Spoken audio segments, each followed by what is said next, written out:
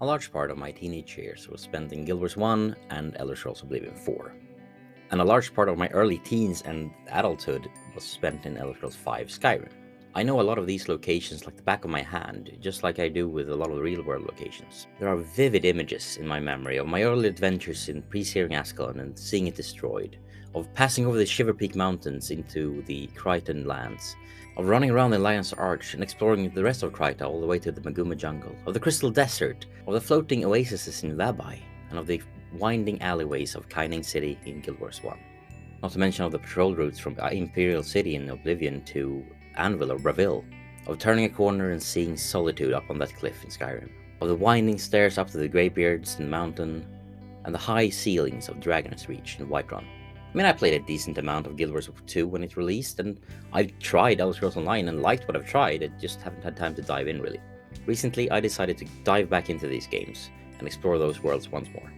Hi, I'm Dad Plays Games, and this time I want to talk to you about the weirdest form of nostalgia I've ever experienced. So Guild Wars 2 takes place about 250 years after the events of the first games. Now in that world, obviously a lot of things happened over the years. I don't think I've read every single piece, but I think I've read most of the pieces that cover this period between the 250 years between Guild Wars 1 and Guild Wars 2.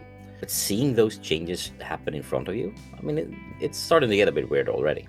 Elder Scrolls Online does a similar thing, only the other way around, because it takes place several hundred years before Oblivion, which takes place 200 years before Skyrim. You know that feeling you can get when you see a place for the first time in quite a while? Like visiting a lake you used to go swimming in every summer as a kid, for the first time as an adult. Just by chance happening to walk the same route you used to take to school every day when you were a kid. You get that feeling of familiarity, but at the same time something's different. I mean, it doesn't even have to be like a physical difference, although the problem is like a tree being removed or something, a bench changing color. You are different. The context is different. And I found that same feeling when I visited these games and locations again. And I'm not just talking about the standard nostalgia of trying a game you have a connection to. Inside of these games, I can visit places I've seen so many times before, but they're different. Take the Great Northern Wall in Ascalon in Guild Wars 1, for example. It's still there in Guild Wars 2, but it's changed a lot. It's more overgrown, more ruined, and different. It is there. When I took those first steps out into Chingay Island on Cantha in Guild Wars 2's latest expansion, Land of Dragons, I mean, it was such a familiar feeling. I've been there before. It's a whole different place. But at the same time, it's not. I know this place. Everything is different, but yet so familiar. It's a very eerie feeling.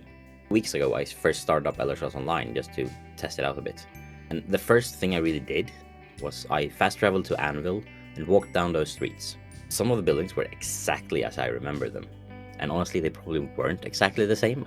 They felt exactly the same. Some were completely new and some were missing.